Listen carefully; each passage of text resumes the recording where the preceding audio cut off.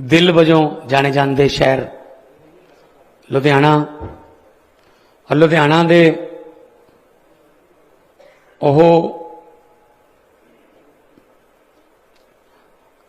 सनतकार व्यापारी भरा जिहड़े लखां चुल्हियां दे विच हर रोज अग बालदे ने, अज इत्थे व्यापार सनतकार ते सरकार मिलनी दे विच तुहाडा स्वागत है। मेरे अज दे मुख मेहमान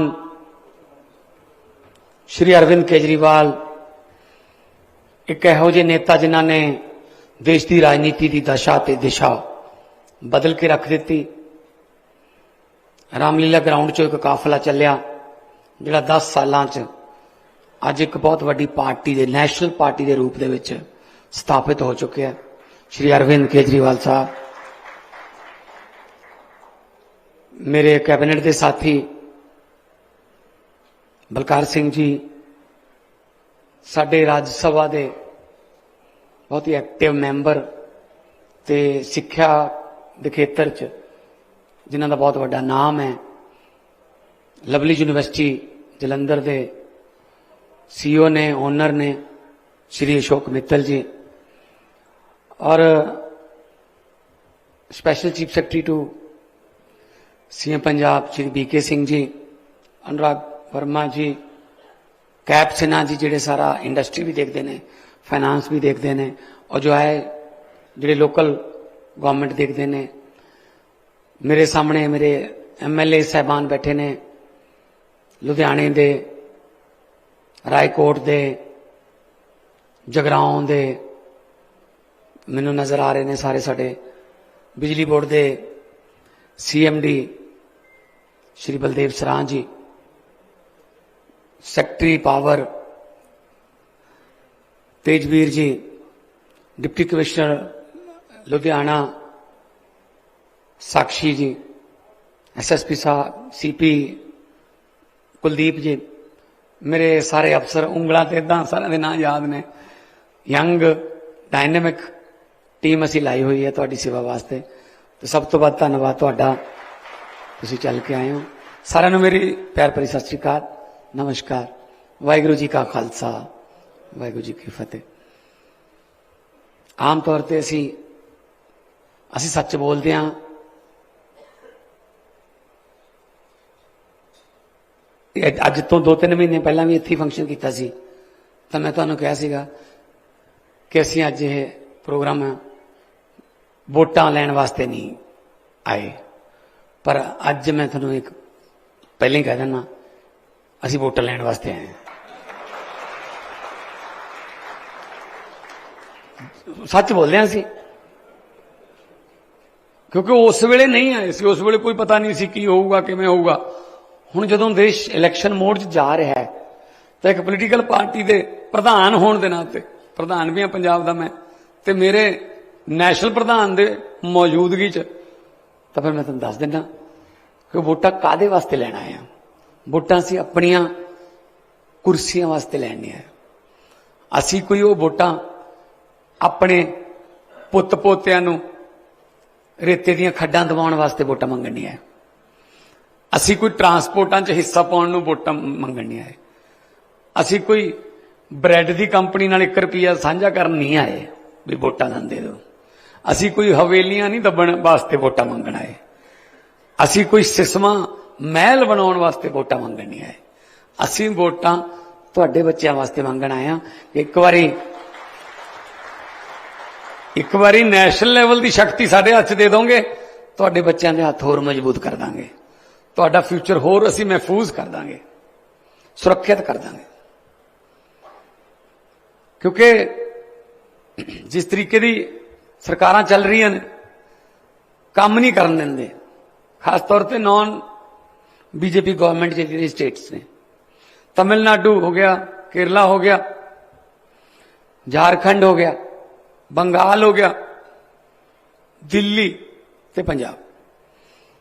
मैनू नहीं समझ लगती कि साडे फैडरल गवर्नमेंट जिहड़ी है, प्रधानमंत्री सब दा सांझा हुंदा है।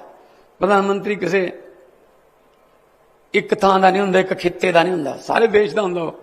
पता नहीं उन्हें 4-5 स्टेटां ते लाल लकीर क्यों मार रखी है कि इन्हां नूं कुछ नहीं करन देना। कि इत्थे लोग नहीं रहिंदे? कि इत्थों दे लोग देश दे रखवाले नहीं हैगे? कि इत्थों दे लोग देश भगत नहीं हैगे? कि इत्थों दे लोग टैक्स नहीं दिंदे? लकीर मार रखी है बस। गलत गल है। इस तरह का देश दे ही देश ना वितकरा चंगा नहीं।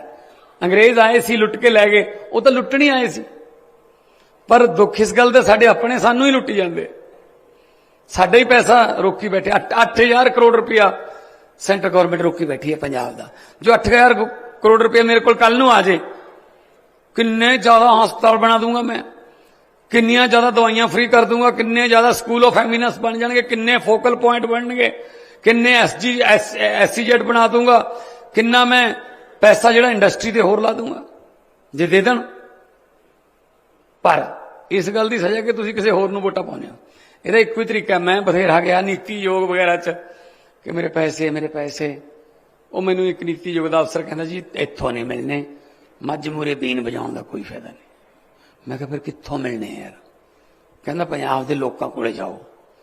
मैं कहा लोकां कोल तां आया, पंजाब दे लोकां ने तां करता काम, 117 चों 92 देतियां। कहंदा ना एक झट होर मार लो। मैं किवें? कहना 13 ਦੀਆਂ 13 लै आओ, 10 थोड़े राज सभा च पहले ही ने, 5-7 ऐतकी दिल्ली तो आउणगे, कुरुक्षेत्रा भी अपने कोले आ गई, 2 गुजरात चों आउणगे, थोड़ा टप जाना अंकड़ा 25-30 लै, कहंदा 1 रुपया रोक के दिखा देण। फिर बहुत वड्डी गल है जो सेंटर गवर्नमेंट नूं 25-30 इहो जिहे टक्कर जाण, ਜਿਹੜੇ वोकल ने, ਜਿਹੜੇ हक मंगना जानते हैं। पंजाबी तो हक मंगना जानते हैं आप, पता जे नहीं मंगिया तो नहीं मिलते, फिर खोना भी जानते आप। सो इस करके मैं तुहाडे कोल आया। बिल्कुल डेमोक्रेटिक राइट है तुहाडा, जिन्हों मर्जी चुनो, पर मैं ये गल कहने वास्ते आया कि तुसीं मैनूं तो बहुत मजबूत बना रखा है 92 सीटां दे के, और मैं इसे विश्वास से काम कर सकदा कि सरकार मजबूत है, कुछ नहीं कर सकते, चाह के भी नहीं कर सकते। स्कूल बन रहे ने, मुहल्ला क्लिनिक बन रहे ने, बिजली फ्री होगी, थर्मल प्लांट खरीद लिया अपने प्राइवेट सैक्टर का, घाटे वाला थर्मल प्लांट सरकार ने खरीद लिया, उहदे नाल इंडस्ट्री नूं बिजली फ्री मैं जिहड़ी है वो सस्ती करूंगा। ये तां कर रहा मैं जे 92 ने, शर्त ला लो जे 65-70 होंदियां ना, इन्होंने चलन नहीं देनी सी। आ देख लो नाल दा सूबा अपना हिमाचल तोड़न लगे बस उत्थे। इदों पहला उत्थे मध्य प्रदेश तोड़ी, उदों पहला करनाटका तोड़ी, महाराष्ट्र दी 2 पार्टियां खत्म करतियां, नाले नाम नाले निशान। आपां सुनिया सी भी नामो निशान खत्म हो गया, वो देखो तुसी शिव सेना दा नाले नामो नाले निशान खत्म करते। ये तो 92 करके अपने तो डरते ने भी 92 ने पंजाबी ने उल्टा पहनगे, इस करके काम हो ही जाता है। जे हुण तुसीं 13 मैनूं होर फड़ा दोगे हत्थ च, फिर तो अपने दोने हत्थां च लड्डू हो जाएंगे, बल्कि दोने नहीं, फिर तो 14 हत्थां च लड्डू हो जाएंगे। 13 वो हो गए, 14वां मैं हो गया।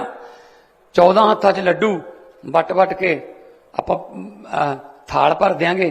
तो लड्डू काहदे ने? तरक्की दे। लड्डू काहदे ने? सरकारी नौकरियां दे। लड्डू काहदे ने? इन्वेस्टमेंट दे। पंजाब च आप जा रहे हैं कल्ले कल्ले कोले, आहूजा साहब बैठे कल्लियां कोले मैं आप जाना जर्मनी तो लेके इत्थे तक कि आओ यार, आओ पंजाब च आओ यार, मेरे पंजाब च आ जाओ। कोई ऐ जाता पहला मुख्यमंत्री? पहला वो मुख्यमंत्रियों को आउंदे हुंदे सी, पैसे मंगते सी, वो चले जाते सी वापस। असीं तुहाडे कोले आप आने आ जिहड़ी अज वाला फंक्शन है, ये किहड़ा तुसीं मंगिया सी भी साडीआं समस्यावां बहुत ने, साडे नाल रूबरू कराओ मुख्यमंत्री नूं। दूजी तीजी बार असीं तुहानूं बुलाया, और ज्यादातर बंदे कह रहे जी मंगी कोई है नहीं जी, सारियां तां पूरियां करतियां, हुण की करिए जी। फिर यही चाहुंदा सी मैं पंजाब कि सरकार इन्नी लोकां दे विच बड़ी होवे कि एक अज ही आवाज उठी तो अज ही सुन ली जाए। वो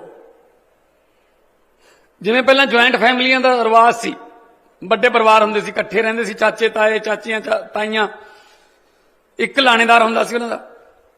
शाम नूं रोटी खाण वेले ਸਾਰੇ ਦਿਨ ਦੇ ਜਿਹੜੇ ਗਿਲੇ ਸ਼ਿਕਵੇ ਹੁੰਦੇ ਸੀ ਜਵਾਕਾਂ ਦੇ ਜਾਂ ਆਪਸ ਚ ਨਣਦ ਭਰਜਾਈਆਂ ਦੇ, ਉਹ ਸਾਰੇ ਲਾਣੇਦਾਰ ਸ਼ਾਮ ਨੂੰ ਖਤਮ ਕਰਕੇ ਸੌਂਦਾ ਸੀ, ਕੋਈ ਪ੍ਰੋਬਲਮ ਨਹੀਂ ਹੁੰਦੀ ਸੀ। ਬਿਲਕੁਲ ਉਸੇ ਤਰ੍ਹਾਂ ਮੈਂ ਆਪਣੇ ਪੰਜਾਬ ਨੂੰ ਸਮਝਦਾ। ਠੀਕ ਹੈ, ਤੁਸੀਂ ਮੈਨੂੰ ਮੁਖੀ ਚੁਣਿਆ ਹੋਇਆ, ਤੁਸੀਂ ਮੇਰੇ ਪਰਿਵਾਰ ਦਾ ਹਿੱਸਾ ਹੋ। ਕੋਈ ਵੀ ਸ਼ਿਕਵਾ ਗਿਲਾ ਅੱਜ ਹੀ ਉੱਠਿਆ, ਅੱਜ ਹੀ ਖਤਮ ਹੋ ਜਾਣਾ ਚਾਹੀਦਾ। ਅੱਜ ਹੀ ਤੁਸੀਂ ਕਿਹਾ ਕਿ ਇਹਨੂੰ ਵਧਾ ਕੇ OTS ਨੂੰ 2 ਮਹੀਨੇ ਵਧਾ ਦਿੰਦੇ। ਉਹਨਾਂ ਨੇ ਕਿਹਾ ਜੈਨ ਸਾਹਿਬ ਨੇ ਕਿ ਪਲਾਸਟਿਕ ਦੀ ਇੰਡਸਟਰੀ ਦਾ ਕੱਲ ਨੂੰ ਹੀ ਅਸੀਂ ਮੀਟਿੰਗ ਬੁਲਾ ਕੇ ਜਿਹੜਾ ਰੂਲ ਦੇ ਵਿੱਚ ਚੇਂਜ ਕਰਨਾ ਹੋਇਆ ਕਰ ਦਾਂਗੇ। ਤੁਸੀਂ ਦੇਖੋ, ਤੁਸੀਂ ਕਿਹੜਾ ਕੋਈ ਚੋਰੀ ਕਰਨ ਵਾਸਤੇ ਮੰਗ ਰਹੇ ਹੋ ਇਹ ਗੱਲ ਕਿ ਆਹ ਕਰ ਦਿਓ ਜੀ, ਉਹਦੇ ਨਾਲ ਫਿਰ ਮੈਨੂੰ ਚੋਰੀ ਦੀ ਇਨਕਮ ਇੰਨੀ ਵਾਜੂ। ਤੁਹਾਡੀ ਇਨਕਮ ਵਧੂਗੀ ਤਾਂ ਮੇਰਾ ਵੀ ਤਾਂ ਰੈਵਨਿਊ ਵਧੂਗਾ ਨਾ। ਤੁਹਾਡਾ ਵੱਧ ਪਲਾਸਟਿਕ ਵਿਕੂਗਾ ਤਾਂ ਮੇਰੇ ਕੋਲ ਹੀ ਆਊਗਾ ਨਾ GST ਜਾਂ ਉਹਦਾ ਜਿਹੜਾ ਉੱਤੇ ਟੈਕਸ ਹੈ ਉਹ ਮੇਰੇ ਖਜ਼ਾਨੇ 'ਚ ਆਊਗਾ, ਤਾਂ ਮੈਂ ਖਜ਼ਾਨੇ 'ਚੋਂ ਤੁਹਾਡੇ ਤੇ ਵਾਪਸ ਲਾਊਂਗਾ ਕਿਸੇ ਨਾ ਕਿਸੇ ਤਰੀਕੇ ਨਾਲ। ਵੱਧ ਬੱਚਿਆਂ ਨੂੰ ਨੌਕਰੀਆਂ ਦੇ ਦਾਂਗੇ, ਬਿਜਲੀ ਮਾਫ ਹੋਰ ਕਰ ਦਾਂਗੇ। ਵੱਡੀ ਗੱਲ ਜਿਹੜੀ ਮੈਂ ਤੁਹਾਨੂੰ ਦੱਸਣ ਲੱਗਿਆ, ਜਿਹੜਾ GVK ਦਾ ਥਰਮਲ ਪਲਾਂਟ ਸੀ 540 ਮੈਗਾਵਾਟ ਦਾ ਗੋਇੰਦਵਾਲ ਸਾਹਿਬ ਵਿਖੇ, ਪੰਜਾਬ ਸਰਕਾਰ ਨੇ 1 ਫਰਵਰੀ ਨੂੰ ਪੂਰੇ ਪੇਪਰਾਂ ਸਮੇਤ 1080 ਕਰੋੜ ਰੁਪਏ 'ਚ ਖਰੀਦ ਲਿਆ। ਕਿਉਂ ਖਰੀਦਿਆ? ਪਹਿਲਾਂ ਤਾਂ ਵੇਚਦੇ ਹੁੰਦੇ ਸੀ। ਆ ਨੀਲੋਂ ਵਾਲਾ ਰੈਸਟ ਹਾਊਸ, ਉਹ ਮੇਰੇ ਖਿਆਲ 'ਚ ਅਮਲਤਾਸ ਦਾ ਵੀ ਕਰਤਾ ਕੰਮ। ਇਧਰ ਅਮਲਤਾਸ ਹੈ ਨਾ, ਆਪਦੇ ਦੋਸਤਾਂ ਨੂੰ ਵੇਚ ਦਿੰਦੇ ਨੇ, ਉਹ ਬਾਅਦ 'ਚ ਉੱਥੇ 5 ਸਟਾਰ ਹੋਟਲ ਬਣਾ ਲੈਂਦੇ ਨੇ। ਇਹ ਦਿਖਾ ਦਿੰਦੇ ਨੇ ਸਾਡਾ ਘਾਟੇ 'ਚ ਹੈ। ਅਸੀਂ ਉਲਟਾ ਕੀਤਾ, ਅਸੀਂ ਘਾਟੇ ਚੱਲ ਰਿਹਾ ਕਿ ਪ੍ਰਾਈਵੇਟ ਆਪ ਖਰੀਦਿਆ। ਸਭ ਤੋਂ ਸਸਤਾ ਸੌਦਾ ਦੁਨੀਆ ਦਾ ਮੈਂ ਦੱਸਦਾ ਕਿਵੇਂ। ਰਨਿੰਗ ਕੰਡੀਸ਼ਨ 'ਚ ਹੈ। CM ਸਾਹਿਬ ਗਏ ਸੀ ਉੱਥੇ ਗੋਇੰਦਵਾਲ ਸਾਹਿਬ, ਸ਼੍ਰੀ ਗੁਰੂ ਅਮਰਦਾਸ ਥਰਮਲ ਪਲਾਂਟ ਦਾ ਨਾਮ ਰੱਖਿਆ। ਸ਼੍ਰੀ ਗੁਰੂ ਅਮਰਦਾਸ ਜੀ ਤੀਜੇ ਗੁਰੂ ਜਿਹੜੇ ਆਪਣੇ, ਸਾਰੀ ਜ਼ਿੰਦਗੀ ਉਹਨਾਂ ਦੀ ਸ਼੍ਰੀ ਗੋਇੰਦਵਾਲ ਸਾਹਿਬ ਵਿਖੇ ਬੀਤੀ। ਸਤੀ ਪ੍ਰਥਾ ਖਤਮ ਕੀਤੀ, ਲੰਗਰ ਪ੍ਰਥਾ ਸ਼ੁਰੂ ਕੀਤੀ, ਉੱਥੋਂ ਉਹਨਾਂ ਦੇ ਨਾਂ ਤੇ ਰੱਖਿਆ। ਸਾਡੇ ਕੋਲੇ ਕੋਲੇ ਦੀ ਖਾਨ ਹੈ ਪੰਜਾਬ ਕੋਲੇ, 2015 ਤੋਂ ਬੰਦ ਪਈ ਸੀ। ਝਾਰਖੰਡ 'ਚ ਹੈ, ਪਛਵਾੜਾ ਨਾਮ ਹੈ ਉਸ ਏਰੀਏ ਦਾ, ਬੰਦ ਪਈ ਸੀ। ਮੈਂ ਬਲਦੇਵ ਸਿੰਘ ਸਰਾਂ ਜੀ ਨੂੰ ਕਿਹਾ ਕਿ ਆਪਾਂ ਇਹ ਕੋਲੇ ਦੀ ਖਾਨ ਬੰਦ ਕਿਉਂ ਪਈ ਹੈ? ਕਹਿੰਦੇ ਜੀ ਪੁਰਾਣੀਆਂ ਸਰਕਾਰਾਂ ਨੇ, ਉਹ ਕਹਿੰਦੀ ਜੀ ਇੱਥੋਂ ਕੋਲਾ ਕੱਢਣ ਲੱਗ ਗਏ, ਆਪਾਂ ਨੂੰ ਪ੍ਰਾਈਵੇਟ ਵਾਲਿਆਂ ਤੋਂ ਉਹ ਮਾਲ ਪੱਤਾ ਨਹੀਂ ਮਿਲਣਾ। ਯਾਰ ਆਪਾਂ ਚਲਾਈਏ, ਕਹਿੰਦੇ ਜੀ ਜੇ ਤੁਸੀਂ ਕਹਿੰਦੇ ਚਲਾ ਦਾਂਗੇ। ਮਾਈਕ ਹੋਊਗਾ ਤੁਹਾਡੇ ਕੋਲੇ, ਮੈਨੂੰ ਦੱਸੋ ਜੀ। ਬਲਦੇਵ ਸਿੰਘ ਸਰਾਂ ਸਾਹਿਬ ਬਿਜਲੀ ਬੋਰਡ ਦੇ ਹੈੱਡ ਨੇ, ਤੇ ਕਿਵੇਂ ਫਿਰ ਕੋਲੇ ਦੀ ਖਾਨ ਚਲਾਈ ਆਪਾਂ? ਸਤਿ ਸ਼੍ਰੀ ਅਕਾਲ ਜੀ ਸਾਰਿਆਂ ਨੂੰ। ਬਿਲਕੁਲ ਇਹ ਜਿਹੜੀ ਖਾਨ ਚਲਾਉਣੀ ਸੀ, ਇਹਦੇ ਚ ਕਾਫੀ ਮਤਲਬ ਡਿਚੜਾਂ ਸੀਗੀਆਂ, ਔਰ ਖਾਸ ਕਰਕੇ ਇੱਥੋਂ ਤੱਕ ਕਿ ਜਿਹੜੀ ਝਾਰਖੰਡ ਦੀ ਸਰਕਾਰ ਹੈ ਉਹਦੇ ਨਾਲ ਵੀ ਕਾਫੀ ਮਸਲੇ ਸੀਗੇ। CM ਸਾਹਿਬ ਨੂੰ ਅਸੀਂ ਕਿਹਾ ਕਿ ਅਸੀਂ ਬਿਲਕੁਲ ਅੱਗੇ ਲੱਗ ਕੇ ਉਹ ਕੰਮ ਕਰਦੇ ਹਾਂ ਜੀ, ਪਰ ਸਾਨੂੰ ਜਿੱਥੇ ਜਿੱਥੇ ਡਿੱਕਾ ਆਊਗਾ ਉੱਥੇ ਤੁਹਾਡੀ ਜ਼ਰੂਰਤ ਪਏਗੀ। ਤਾਂ CM ਸਾਹਿਬ ਨੇ ਉੱਥੋਂ ਦੇ ਮੁੱਖ ਮੰਤਰੀ ਸਾਹਿਬ ਜੀ ਨਾਲ ਜੀ ਤੇ ਤੇਜਵੀਰ ਜੀ ਹੋਰਾਂ ਨੇ, ਔਰ ਸਾਰਿਆਂ ਨੇ ਅਸੀਂ ਲੱਗ ਕੇ ਜਿਹੜੇ ਉੱਥੋਂ ਦੇ ਹੇਠਲੇ ਅਫਸਰਸ਼ਾਹੀ ਸੀ ਔਰ ਜੋ ਮਿਨਿਸਟਰੀ ਆਫ ਕੋਲ ਸੀ ਉਹਨਾਂ ਨਾਲ, ਔਰ ਨਾਲ ਹੀ ਜਿਹੜੇ ਉੱਥੋਂ ਦੇ ਬਹੁਤ ਵੱਡੇ ਮਸਲੇ ਸੀ, ਪੁਰਾਣੀ ਜਿਹੜੀ ਜੋ ਵੀ ਉੱਥੇ ਵਰਕਰ ਸੀਗੇ ਉਹਨਾਂ ਦੇ ਬਹੁਤ ਵੱਡੇ ਮਸਲੇ ਸੀ, ਸਾਰੇ ਉਹ ਅਸੀਂ ਮਸਲੇ ਹੱਲ ਕਰਕੇ ਉੱਥੋਂ ਜਿਹੜੀ ਖਾਨ ਜਿਹੜੀ ਆਪਣਾ ਸੀਗਾ ਕੋਲਾ 70 ਲੱਖ ਟਨ ਕੋਲਾ ਉੱਥੋਂ ਸਾਨੂੰ ਆਏਗਾ ਜੀ। ਹੁਣ ਤੱਕ ਵੈਸੇ ਸਰ 1005 ਜਿਹੜੇ ਰੇਲਵੇ ਦੇ ਰੇਕ ਗੱਡੀਆਂ ਇੱਥੋਂ ਤੱਕ ਆਪਣੇ ਪਹੁੰਚ ਚੁੱਕੀਆਂ ਨੇ। 42 ਲੱਖ ਟਨ ਕੋਲਾ ਆਪਣੇ ਕੋਲੇ ਪਹੁੰਚ ਚੁੱਕਿਆ। 70 ਲੱਖ ਟਨ ਪਰ ਈਅਰ। ਹੁਣ ਉਹ 'ਚ ਦਿੱਕਤ ਕੀ ਸੀ? ਕੋਲਾ ਜ਼ਿਆਦਾ ਹੋ ਗਿਆ, ਔਰ ਕੋਲੇ ਨੂੰ ਸਿਰਫ ਸਰਕਾਰੀ ਥਰਮਲ ਪਲਾਂਟ 'ਚ ਯੂਜ਼ ਕਰ ਸਕਦੇ ਹਾਂ। ਇਹ ਕੋਲ ਇੰਡੀਆ ਦਾ ਰੂਲ ਹੈ। 1 ਲੱਖ ਟਨ ਦੇ ਨਾਲ ਸਰ 11 ਕਰੋੜ ਦਾ ਜਿਹੜਾ ਹੈ ਫਾਇਦਾ ਹੋਣਾ।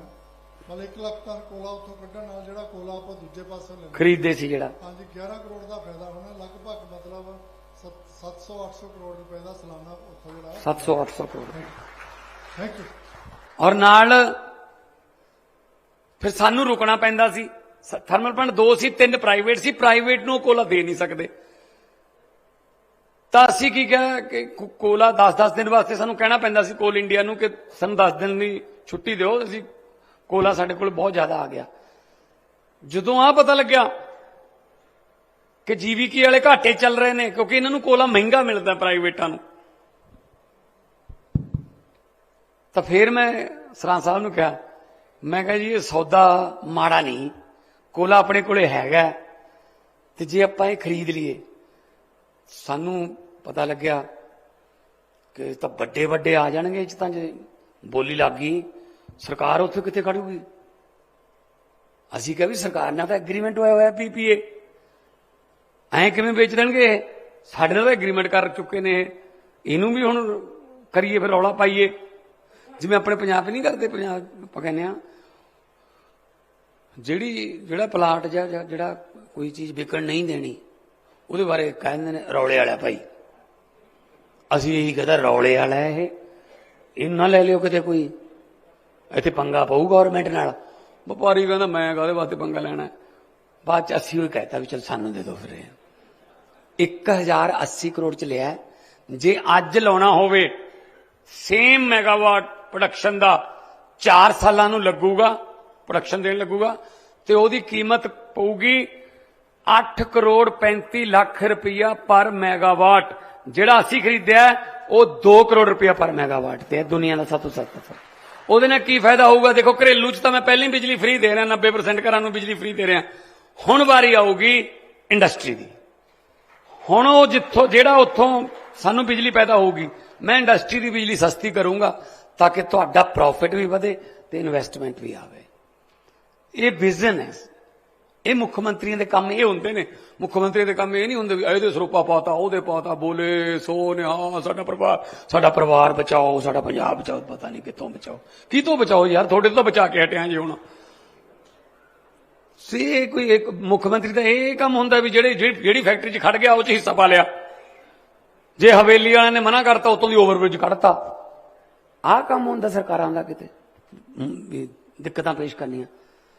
ਸੋ ਇਹ ਮੈਂ ਕਰਨਾ ਆਇਆ ਕਿ ਇੰਡਸਟਰੀ ਨੂੰ ਅਸੀਂ ਬਹੁਤ ਵੱਡੇ ਲੈਵਲ ਤੇ ਪ੍ਰਮੋਟ ਕਰ ਰਹੇ ਹਾਂ। ਤੁਹਾਡੇ ਕੋਲੇ ਆਪ ਸਾਈਕਲ ਵੈਲੀ 'ਚ ਤੁਸੀਂ ਦੇਖਿਆ ਹੋਣਾ, ਟਾਟਾ ਸਟੀਲ ਆ ਰਿਹਾ ਹੈ, ਠੀਕ ਹੈ ਨਾ, ਗ੍ਰਾਸਿਮ ਪੇਂਟਸ ਆ ਰਿਹਾ ਹੈ, ਸਨਾਤਨ ਟੈਕਸਟਾਈਲ ਆ ਰਿਹਾ ਫਤਿਹਗੜ੍ਹ ਸਾਹਿਬ ਦੇ ਨੇੜੇ, ਕਿਸਾਨ ਕੈਚਅਪ, ਹਿੰਦੁਸਤਾਨ ਲੀਵਰ ਆ ਰਿਹਾ ਹੈ, ਵੱਡੀਆਂ ਕੰਪਨੀਆਂ ਵੀ ਆ ਰਹੀਆਂ ਨੇ। ਨਾਲ ਅਸੀਂ MSME ਉਹਨੂੰ ਵੀ ਬਚਾ ਰਹੇ ਹਾਂ, ਉਹਨੂੰ ਵੀ ਅਸੀਂ ਰੱਖਣਾ। ਦੇਖੋ ਜਿਹੜਾ ਘਰੇ ਹੈ ਪਹਿਲਾਂ ਉਹਨੂੰ ਤਾਂ ਤਕੜਾ ਕਰੀਏ ਨਾ, ਜਿਹੜੇ ਘਰੇ ਨੇ ਉਹ ਤਕੜਾ ਕਰੀਏ, ਇਹ ਜਾ ਕੇ ਬ੍ਰਾਂਡ ਐਂਬੈਸਡਰ ਬਣਨਗੇ। ਕਿਉਂਕਿ ਜਿਹੜਾ ਟਾਟਾ ਸਟੀਲ ਹੈ ਜਾਂ ਜਿਹੜਾ ਸਨਾਤਨ ਹੈ ਜਾਂ ਜਿਹੜਾ ਕਾਰਗਿਲ ਹੈ ਜਾਂ ਜਿਹੜਾ ਗੋਦਰੇਜ ਹੈ, ਇਹ ਐਵੇਂ ਨਹੀਂ ਪੈਸਾ ਲਾਉਂਦੇ। ਇਹ ਪਹਿਲਾਂ ਲੋਕਲ ਤੋਂ ਪੁੱਛਦੇ ਨੇ ਮਾਹੌਲ ਕਿਵੇਂ ਹੈ, ਲਾਅ ਐਂਡ ਆਰਡਰ ਕਿਵੇਂ ਹੈ, ਕੋਈ ਪ੍ਰੋਬਲਮ ਤਾਂ ਨਹੀਂ। ਫਿਰ ਜੇ ਇਹੀ ਲਾਅ ਐਂਡ ਆਰਡਰ ਨੂੰ ਪ੍ਰਭਾਵਿਤ ਰਹਿਣਗੇ MSME ਵਾਲੇ, ਇਹ ਕਿਉਂ ਕਹਿਣਗੇ ਵੀ ਇੱਥੇ ਨਾ ਹੀ, ਅਸੀਂ ਤਾਂ ਆਪ ਲੈ ਕੇ ਜਾਣ ਨੂੰ ਫਿਰਦੇ ਆਪਦੀ ਵਾਲੀ ਫੈਕਟਰੀ। ਇਹਦਾ ਮਤਲਬ ਉਹਨਾਂ ਦਾ ਇੱਥੇ ਆਉਣ ਦਾ ਮਤਲਬ ਸਾਡੇ MSME ਵਾਲਿਆਂ ਨੇ ਵੀ ਹਾਮੀ ਭਰੀ ਹੈ ਤੇ ਉਹਨਾਂ ਨੂੰ ਵੀ ਯਕੀਨ ਹੋਇਆ ਕਿ ਪੰਜਾਬ 'ਚ ਲਾਅ ਐਂਡ ਆਰਡਰ ਜਿਹੜਾ ਉਹ ਬਿਲਕੁਲ ਕਲੀਅਰ। ਨਹੀਂ ਤਾਂ ਟਾਟਾ ਸਟੀਲ ਆਪਣਾ ਸੈਕੰਡ ਬਿਗੇਸਟ ਆਫਟਰ ਜਮਸ਼ੇਦਪੁਰ ਲੁਧਿਆਣੇ 'ਚ ਨਹੀਂ ਲਾਉਂਦਾ ਸੀ ਜੇ ਲਾਅ ਐਂਡ ਆਰਡਰ ਦੀ ਦਿੱਕਤ ਹੁੰਦੀ। ਸੋ ਇਸ ਗੱਲੋਂ ਅਸੀਂ ਤੁਹਾਨੂੰ ਸ਼ੋਰਟੀ ਦਵਾਉਂਦੇ ਹਾਂ। ਹਰ ਰੋਜ਼ ਤੁਸੀਂ ਦੇਖਦੇ ਹੋਵੋਗੇ ਪੁਲਿਸ ਨੂੰ ਅਸੀਂ ਅਪਡੇਟ ਕਰ ਰਹੇ ਹਾਂ। ਪੁਲਿਸ ਨੂੰ ਨਵੀਆਂ ਗੱਡੀਆਂ, ਲੇਟੈਸਟ ਗੱਡੀਆਂ, ਨਵੀਂ ਪੁਲਿਸ ਪੈਦਾ ਕਰਤੀ SSF, ਜਿਹੜੀ ਸੜਕਾਂ ਤੇ ਸਿਰਫ ਜਾਨਾਂ ਬਚਾਉਂਦੀ ਹੈ। ਤੁਸੀਂ ਹੈਰਾਨ ਹੋ ਜਾਓਗੇ, 17 ਤੋਂ 18 ਮੌਤਾਂ ਦੀ ਐਵਰੇਜ ਸੀ ਇੱਕ ਦਿਨ ਦੀ ਪਰ ਡੇ ਔਨ ਦਾ ਸਪੌਟ। ਜਦੋਂ ਦੀ SSF ਬਣਾਈ ਹੈ, 1 ਫਰਵਰੀ ਨੂੰ ਬਣਾਈ ਹੈ, ਮੇਰੇ ਕੋਲ 15 ਦਿਨ ਦੀ ਰਿਪੋਰਟ ਆਈ ਹੈ, 15 ਫਰਵਰੀ ਤੱਕ ਉਹਨਾਂ ਨੇ 124 ਬੰਦੇ ਮੌਕੇ ਤੇ ਪੱਟੀ ਕਰਕੇ ਫਸਟ ਏਡ ਦੇ ਕੇ ਭੇਜਤੇ। 204 ਬੰਦੇ ਹਸਪਤਾਲਾਂ 'ਚ ਜ਼ਖਮੀ ਜਿਹੜੇ ਸੀਗੇ ਹਸਪਤਾਲਾਂ 'ਚ ਦਾਖਲ ਕਰਾਏ ਤੇ 15 ਦਿਨ ਦੀ SSF ਦੀ ਰਿਪੋਰਟ ਹੈ, ਸਿਰਫ 13 ਮੌਤਾਂ ਨੇ। ਕਿੱਥੇ ਇੱਕ ਦਿਨ ਦੀਆਂ 17 ਸੀ। ਬਹੁਤ ਵੱਡੀ ਗੱਲ ਹੈ। ਔਰ ਜਿਹੜੇ ਟਰੱਕ ਖਰਾਬ ਹੋ ਗਏ ਜਾਂ ਕੋਈ ਹੋਰ, ਉਹਨਾਂ ਨੂੰ ਚੱਕ ਕੇ ਪਾਸੇ ਕਰਤਾ। ਇਹਦਾ ਮਤਲਬ ਬਹੁਤ ਸਾਰੇ ਐਕਸੀਡੈਂਟ ਹੋਏ ਹੀ ਨਹੀਂ।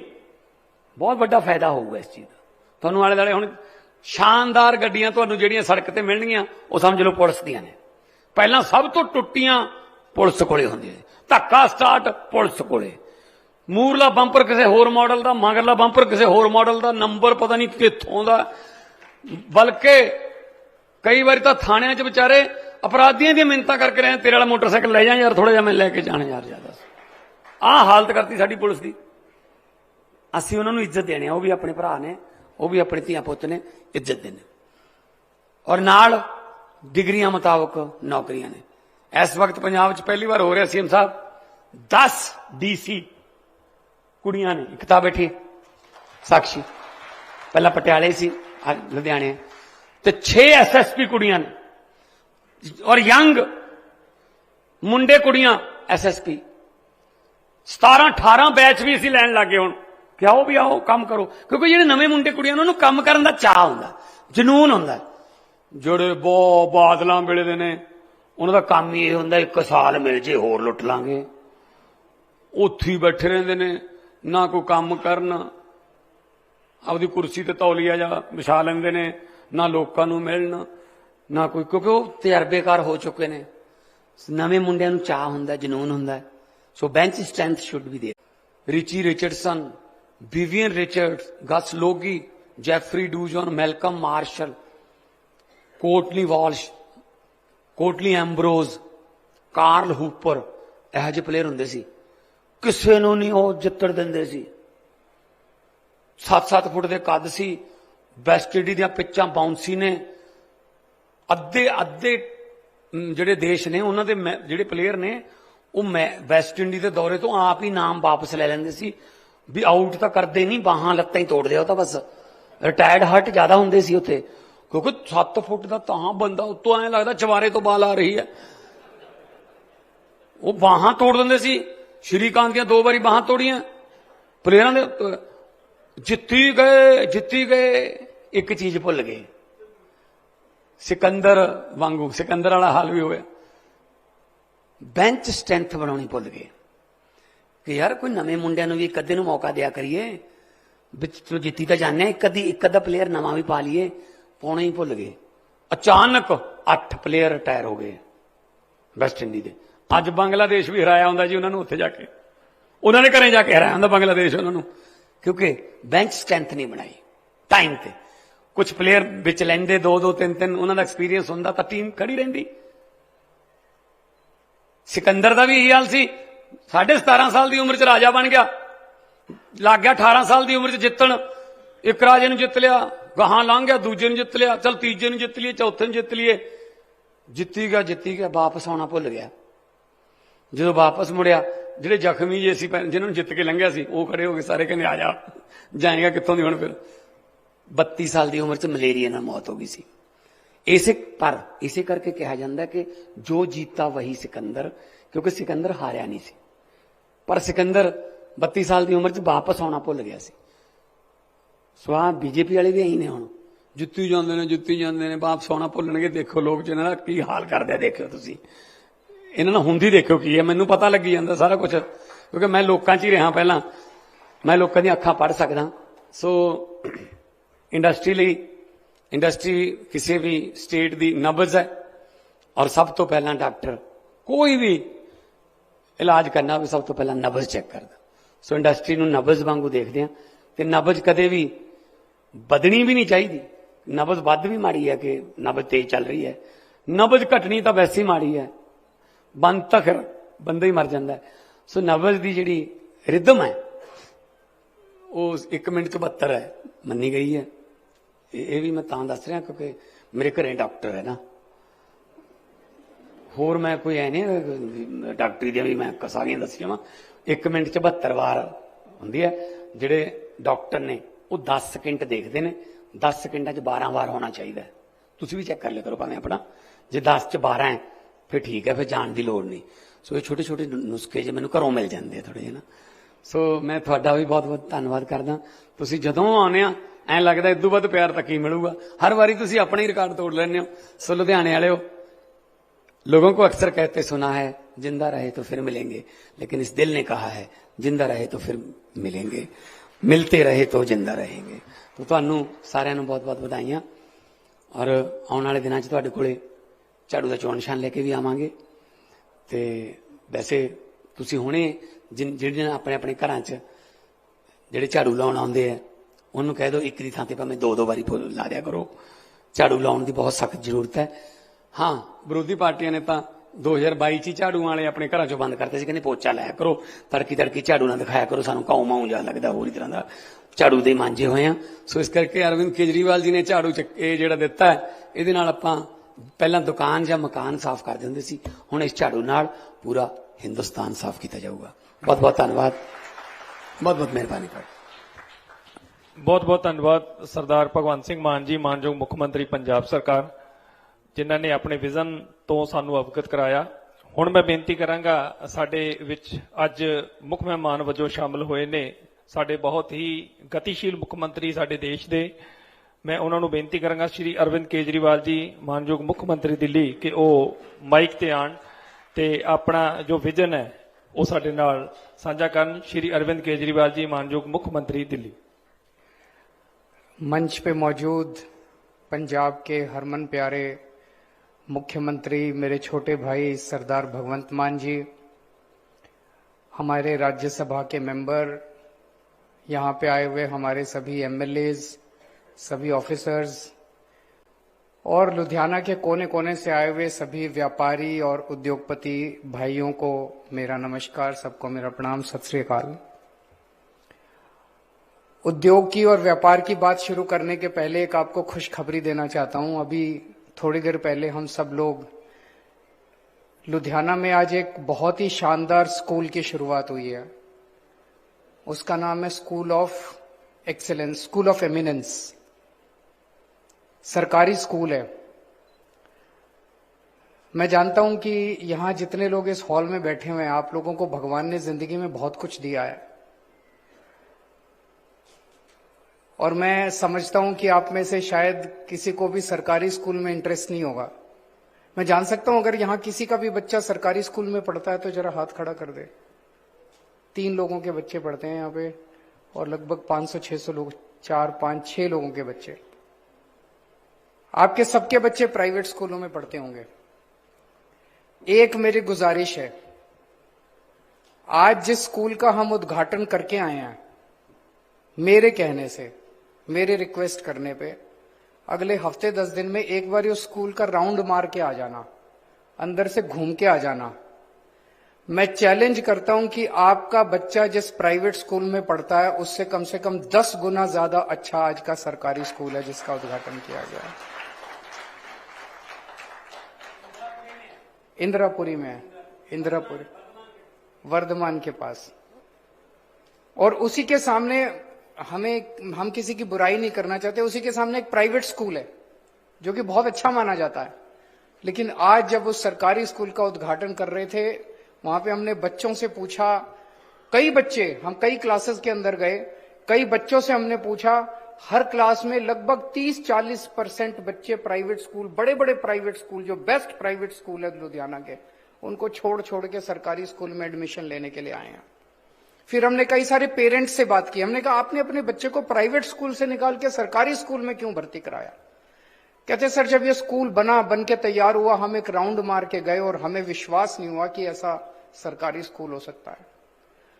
हमारे बच्चे जिन प्राइवेट स्कूलों में पढ़ रहे थे उनसे 10 गुना ज्यादा फैसिलिटीज यहां पे है। उस सरकारी स्कूल में बास्केटबॉल ग्राउंड है, उस सरकारी स्कूल में हर लैब, हर किस्म की एकदम मॉडर्न लैब्स हैं, chemistry lab, biology lab, physics lab, शानदार लेबोरेटरीज हैं, कंप्यूटर लैब, उसमें स्विमिंग पूल है। सरकारी स्कूल में स्विमिंग पूल है। मैं जानना चाहता हूं लुधियाना के किस प्राइवेट स्कूल में स्विमिंग पूल है? मुझे तो नहीं लगता किसी भी प्राइवेट स्कूल में सर स्विमिंग पूल। एक राउंड मार के आना आप स्कूल का, और आप अपने बच्चे को प्राइवेट से निकाल के सरकारी स्कूल में भर्ती कराना चाहोगे। लेकिन सरकारी स्कूल में अब एडमिशन इतनी आसानी से नहीं मिलता। वो जमाने गए जब सरकार, हैं जी, सॉरी,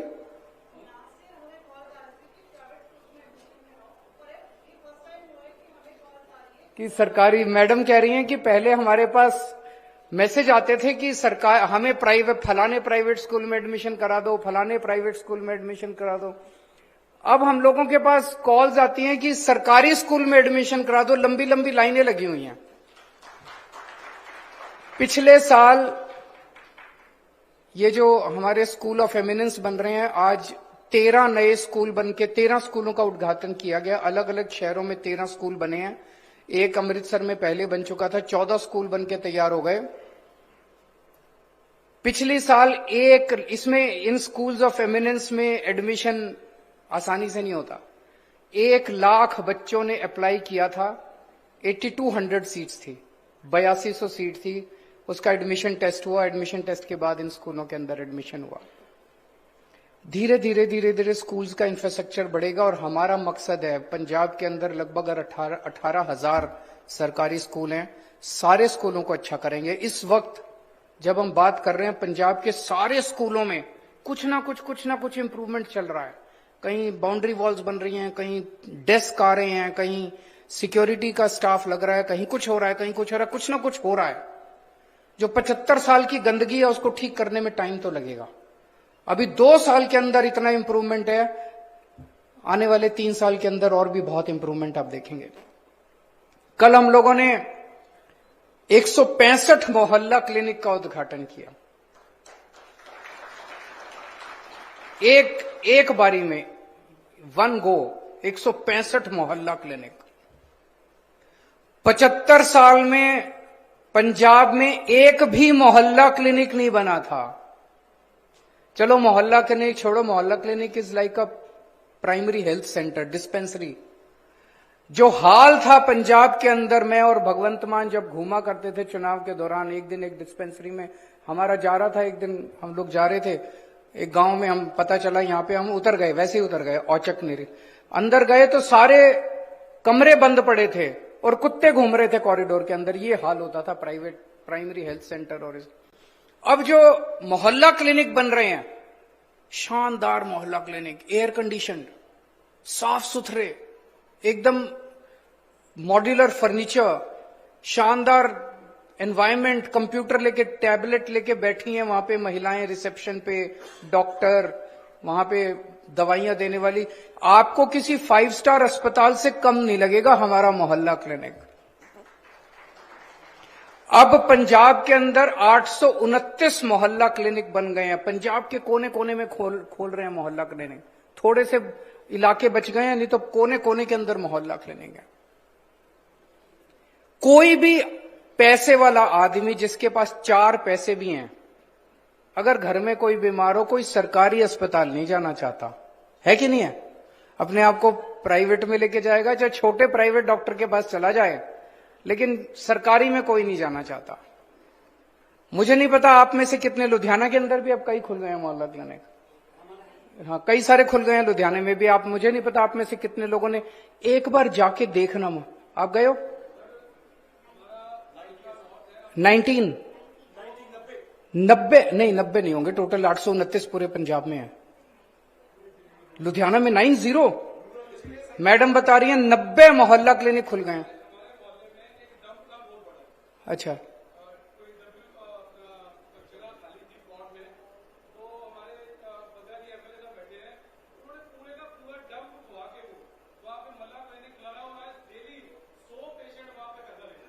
अच्छा है कि नहीं है? इलाज अच्छा है कि नहीं है? आप में से कोई गया है मोहल्ला क्लिनिक में इलाज कराने के लिए? कम लोग गए हैं। एक बार जाके देखना। सरकार की जो हमारी परिभाषा है ना, सरकार मतलब खराब, वो बदल जाएगी आप लोगों की। अब अलग किस्म की सरकार आई है इस देश के अंदर, पहले दिल्ली में, अब पंजाब में। मैं आपको एक उदाहरण देता हूं। दिल्ली में हमने मोहल्ला क्लिनिक बनाने चालू किए 2015 में, जब हमारी सरकार बनी। एक दिन ग्रेटर कैलाश की RWA ने मेरे को अपने एनुअल फंक्शन में इनवाइट किया। ग्रेटर कैलाश तो दिल्ली का सबसे पॉश एरिया है, सबसे अमीर लोग दिल्ली के ग्रेटर कैलाश में रहते हैं। तो एनुअल प्रोग्राम में मेरे भाषण के पहले उनकी RWA ने मेरे सामने डिमांड्स रखी, हमारा ये काम करा दो, हमारा ये काम करा दो, हमारा ये काम। उसमें उन्होंने डिमांड रखी, हमारा एक मोहल्ला क्लिनिक बनवा दो यहां पे।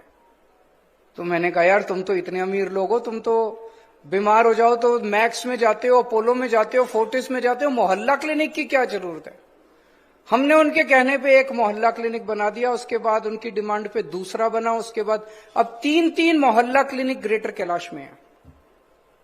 फिर एक दिन मैं वहां से गुजर रहा था, मैंने सोचा देखते हैं कि क्या हाल है मोहल्ला क्लिनिक का। क्योंकि मैं अगर पहले से कह के जाता कि सीएम आ रहे हैं देखने, तो सब कुछ ठीक ठाक कर देते वो लोग। एक दिन मैं उस सड़क से गुजर रहा था, मैं उतरा वहीं पे और अंदर चला गया। आपको यकीन नहीं होगा, इतने अमीर अमीर घरों की महिलाएं वहां अपना इलाज कराने के लिए बैठी हुई थी। वो बोले यहां पे डॉक्टर इतना अच्छा बिहेव करते हैं, इतने अच्छे से हमारा इलाज करते हैं। बोला कि प्राइवेट के अंदर भी हमारा इतना अच्छा इलाज।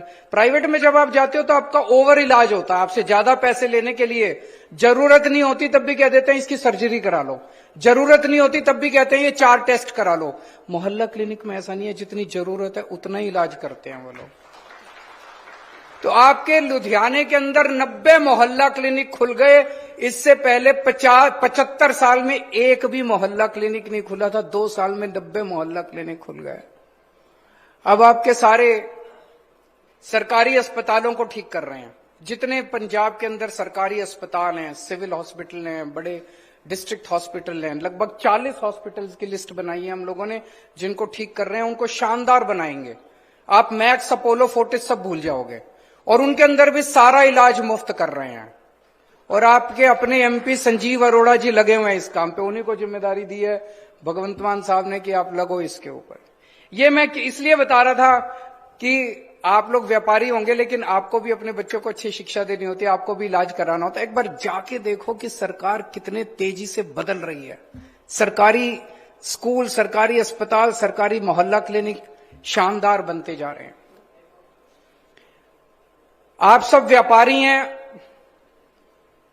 हमारी सरकार की सबसे बड़ी प्राथमिकता इस टाइम है जॉब्स देना। बच्चों को, हमारे युवाओं को हम रोजगार देना चाहते हैं। और सबसे बड़े स्तर के ऊपर रोजगार पैदा हो सकता है अगर हम छोटे और मझले व्यापारियों को ज्यादा से ज्यादा प्रोत्साहन दें। बड़ी इंडस्ट्री को भी आना चाहिए। बड़ी इंडस्ट्री को हम बड़ी तेजी से ला रहे हैं। जैसा बताया गया कि ऑलमोस्ट 65,000 करोड़ रुपए का इन्वेस्टमेंट ऑलरेडी मान साहब के आने के बाद पिछले 2 साल के अंदर कमिट हो चुका है और काम शुरू हो गया। केवल कमिटमेंट नहीं है, फर्जी एमओयू साइन हुए, काम शुरू हो गया। उनमें लगभग 3 लाख जॉब्स तैयार होंगे। लेकिन जिस स्केल के ऊपर छोटे और मझले व्यापारी जिस स्केल के ऊपर जॉब्स क्रिएट करते हैं वो अनइमेजिनेबल है। वही असली रीढ़ की हड्डी है जो हमें जॉब्स दे सकती है। तो हम आपका सम्मान करते हैं, हम आपको प्रोत्साहन देने के लिए किसी भी हद तक जा सकते हैं। आपकी जितनी समस्याएं हैं उन समस्याओं का हल करना हमारा सबसे प्राइमरी एम है। अभी तक व्यापारियों को हर सरकार चोर मानती थी, उसी दृष्टि से देखती थी। और चुनाव के टाइम में व्यापारी याद आते थे डोनेशन के लिए। मैं आपसे पूछना चाहता हूं, आज हम आपके साथ यहां पे बैठे हैं, इस किस्म की मीटिंग 2 मुख्यमंत्री, एक दिल्ली से एक पंजाब से, आपकी समस्याएं सुनने के लिए बैठे हैं। अभी तक हमारे से पहले जितनी सरकारें आई, किसी सरकार ने आपके साथ इस किस्म की मिलनी की कि आमने सामने बैठ के आपकी समस्याओं का समाधान निकाला जाए। किसी को परवाह नहीं थी। उनको तो यह था कि यार इस मार्केट से इतने पैसे इकट्ठे करके ले आओ, उस इंडस्ट्रियल एरिया से इतने पैसे, हमें आपसे आपके पैसे नहीं चाहिए, हमें आपका डोनेशन नहीं चाहिए, हमें आपका प्यार चाहिए, आपका आशीर्वाद चाहिए जो हमेशा आप लोगों ने हमें दिया है। आप बढ़ेंगे, आप फलेंगे फूलेंगे तो आप हमें टैक्स भी देंगे और उस टैक्स से और हम तरक्की कर पाएंगे। अभी मीटिंग के पहले, मीटिंग शुरू होने के पहले चीफ सेक्रेटरी साहब ने ऑलरेडी 10 पॉइंट डिक्लेयर किए थे, जो कि मैं समझता हूं, मैं भी पहले इनकम टैक्स में काम करता था, मैं समझता हूं कि ये बहुत बड़े अनाउंसमेंट्स हैं, जो कि आसानी से अनाउंसमेंट्स होते नहीं है। व्यापारियों को, बेचारों को बहुत कई सालों तक एड़ी चोटी अपने जूते घिसने पड़ते हैं सरकारों के साथ। कभी इस मंत्री से मिलो, कभी मुख्यमंत्री से मिलो, कभी एक झटके के अंदर इतने सारे अनाउंसमेंट्स। वैट का ओटीएस एक्सटेंड कर दिया गया, फॉर्म CH&F की प्रॉब्लम सॉल्व कर दी गई, हेल्थ इंश्योरेंस 1 करोड़ से 2 करोड़ कर दिया गया, बोगस बिलिंग चेक करने के लिए IIT हैदराबाद से एग्रीमेंट किया जा रहा है, मार्केट्स के अंदर पब्लिक टॉयलेट्स बनाए जाएंगे आपकी सुविधा के लिए, पानी और सीवर की स्कीम के लिए OTS किया जा रहा है, बिल्डिंग प्लान्स का सेल्फ सर्टिफिकेशन कर दिया जाएगा, ट्रेड लाइसेंस का वैलिडिटी पीरियड 1 साल से बढ़ा के 3 साल कर दिया गया, लेबरर्स की वेरिफिकेशन को सिंप्लीफाई किया, इतने सारे अनाउंसमेंट्स। लेकिन सबसे बड़ी चीज मुझे अच्छी लगी आज, अभी अभी कुछ लोगों ने अपनी अपनी समस्याएं बताई, जैसे प्लास्टिक वालों ने बताई 120 माइक्रोन तक का, तो जी दिल्ली में भी माफ है, यहां भी कर दो। अगर हमारी सरकार बेईमान होती, भाई साहब ये प्लास्टिक वालों को पहले बुलाते और उनको बुलाते, हाँ भाई सबसे इकट्ठे कर लो और इकट्ठे करके इतने पैसे फलाने को पहुंचा दो, करते कि नहीं करते? यही चलता था अभी तक। इतनी बड़ी अनाउंसमेंट 2 मिनट के अंदर मान साहब ने और मैंने डिस्कस की, मान साहब ने, मैंने कहा हाँ करते थे तुरंत अनाउंस। क्यों? हमारी नीयत साफ है, हम पैसे कमाने नहीं आए, हम जो पैसे कमाते थे उनका धंधा बंद करने के लिए आए हैं, आपको सहूलियत देने के लिए आए हैं। इसलिए 2-2 मिनट के अंदर इतने बड़े बड़े अनाउंसमेंट हो रहे थे। आप में से किसी ने बताया कि यहां आने के पहले ही कई सारी चीजें आपके मार्केट के अंदर बिजली की तारें इधर उधर होती थी। तो अगर इस तरह की मिलनियां होती रहें तो अफसरशाही भी थोड़ा सा कंट्रोल में रहती है, उनको भी लगता है यार सीएम आ रहे हैं, उसके पहले सारा ठीक कर दो। तो ये जो आज मिलनी हुई है, ये ऐसा नहीं है कि आज बस चुनाव के पहले में वोट चाहिए, जैसे मान साहब ने बताया, और क्यों चाहिए उस पर भी आऊंगा मैं। लेकिन इस किस्म की मिलनी होती रहनी चाहिए ताकि समय समय पे आपकी समस्याएं हम तक, आज हम जितनी समस्याओं का समाधान बता के जा रहे हैं, इसका मतलब ये नहीं जिंदगी में और समस्याएं नहीं आएंगी, और भी समस्याएं आएंगी। हम आपके बीच में लगातार आते रहेंगे, बीच बीच में आप भी आते रहिए, हमारे पास चाय पीने के लिए आ जाया कीजिए, कभी कभी चाहे कोई काम नहीं हो वैसे ही आ जाया कीजिए मिलने के लिए। ये मिलना जुलना चलते रहना चाहिए। तो इतनी सारी समस्याएं आपकी इस मीटिंग के पहले ही सॉल्व हो गई। अब आते हैं कि पिछले कुछ 2 साल में आपने देखा होगा, मान साहब ने बिल्कुल सही बताया, आज देश के अंदर जो माहौल चल रहा है, जितनी नॉन बीजेपी गवर्नमेंट्स हैं उनको काम करने से रोका जा रहा है। दिल्ली तो कहते हैं हाफ स्टेट है, चलो हाफ स्टेट है, वहां तो हमें कुछ नहीं करने देते, इनसे रोज लड़ के मेरा दिल जानता है इस पे एक पीएचडी होनी चाहिए, नोबेल प्राइज मिलना चाहिए मुझे एडमिनिस्ट्रेशन के अंदर, कि मैं कैसे दिल्ली चला रहा हूं और कैसे दिल्ली में हमने इतने काम कर लिए। लेकिन जो फुल स्टेट है, पंजाब फुल स्टेट है, तमिलनाडु फुल स्टेट है, केरला फुल स्टेट है, तेलंगाना फुल स्टेट है, लेकिन वह बीजेपी की सरकार नहीं है तो कहते हैं काम नहीं करने देंगे। तो तेलंगाना वालों ने सारे एमपी डीएमके को दे दिए, बोले अब लड़ो इनके साथ जाके। केरला वालों ने अपने सारे एमपी अपने उनको यूडीएफ और एलडीएफ वालों को दे दिए। पंजाब वाले भी सारे एमपी मान साहब को दे दो, फिर देखो इनसे इनकी मजाल जो ये हमारे काम रोक लें। 8,000 करोड़ रुपए पंजाब का हक बनता है, जो 8,000 करोड़ रुपए सेंटर लेके बैठा है। आपके पैसे नहीं दे रहे, गुंडागर्दी है, पैसे नहीं दे रहे, बस नहीं दे रहे। रूरल डेवलपमेंट आरडीएफ का पैसा है और कई सारे हेड के अंदर है। 8,000 करोड़ रुपए आ जाएं, आप सोचो कितनी सड़कें, कितने मोहल्ला क्लिनिक, कितने स्कूल बन जाएंगे, कितना काम हो जाएगा। क्यों नहीं दे रहे? इसलिए नहीं दे रहे, आज अकेला भगवंत मान लड़ रहा है इनसे, बीजेपी वालों से भी, गवर्नर से भी और केंद्र सरकार से भी। आप ये 13 सीट दे दोगे, भगवंत मान के 13 हाथ हो जाएंगे। ये 13 के 13 दिल्ली बैठ के सारा दिन इनसे लड़ेंगे, इनकी जान खा जाएंगे, सारा पैसा लेके आएंगे, आपका एक एक पैसा। 26 जनवरी को पंजाब की झांकी नहीं लगने दी इन्होंने, 26 जनवरी की परेड में। क्यों भाई? पंजाब इस देश का हिस्सा नहीं है? पंजाब की झांकी क्यों नहीं लगने दी? पहले अफवाह फैला दी, भगवंत मान ने अपनी फोटो लगा रखी है, फिर भगवंत मान ने झांकी पब्लिक कर दी कि देख लो। उसमें किसकी फोटो थी? भगत सिंह की फोटो थी, करतार सिंह सराबा की फोटो थी, लाला लाजपत राय की फोटो थी। और केंद्र सरकार कहता है हमने पंजाब की झांकी रिजेक्ट कर दिया। अरे तुम होते कौन हो भगत सिंह की झांकी रिजेक्ट करने वाले? तुम्हारी औकात कैसे हो गई तुम्हारी भगत सिंह की झांकी रिजेक्ट करने की? ये तो पंजाब के साथ पंजाब का अपमान है, पंजाब की बेइज्जती है, पंजाबियत की बेइज्जती है, पंजाबियों की बेइज्जती है कि 26 जनवरी के अंदर आपकी झांकी उन्होंने रिजेक्ट कर दी। आज अगर आपके 13 एमपी होते ढंग के, ये सारे एमपी जो आज पंजाब के, कहां हैं ये लोग? क्यों नहीं आपकी आवाज उठाते? संसद में क्यों नहीं आपकी आवाज बनते? नहीं बनते ये क्यों? आज आप दे दीजिए 13 के 13 एमपी, फिर मजाल केंद्र सरकार की अगली साल 26 जनवरी की झांकी सबसे आगे होगी पंजाब की। देख, तो आपसे आज वोट मांगने आए हैं। मैं मानता हूं पहले समस्याएं समाधान करना है, फिर वोट चाहिए, लेकिन वोट अपने लिए मांगने नहीं आए। मुझे अपने बच्चों को नौकरी नहीं दिलानी, मुझे अपने परिवार को, भगवंत मान को अपने परिवार को सेट नहीं करना, हम सारे सेट हैं। आपके बच्चों के लिए, आपके परिवार के लिए, पंजाब के लोगों के लिए, पंजाब को खुशहाल करने के लिए हमें आपका वोट चाहिए। हमें 13 की 13 सीट चाहिए। 13 सीट होगी, हमारी ताकत बनेगी। आज अगर आपने 92 सीट्स नहीं दी होती, हमारी सरकार गिर गई होती।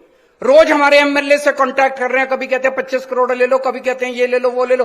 टूट नहीं रही हमारी, ना दिल्ली की सरकार टूट। दिल्ली वालों ने भी बड़ी मेहरबानी की, हमारे को 62 सीट दे दी 70 में से। टूट नहीं रही हमारी सरकार। इसी तरह से 13 एमपी दे दो, फिर देखो जो चमत्कार होता है पंजाब के अंदर। आप सब लोगों का बहुत बहुत शुक्रिया। अंत में मैं फिर से यही कहूंगा, यहां जितने लोग बैठे हैं, एक बार स्कूल का चक्कर मार के आना और एक बार मोहल्ला क्लिनिक का चक्कर मार के आना। Thank you. बहुत बहुत धन्यवाद श्री अरविंद केजरीवाल जी, जिन्होंने अपने विचार साडे नाल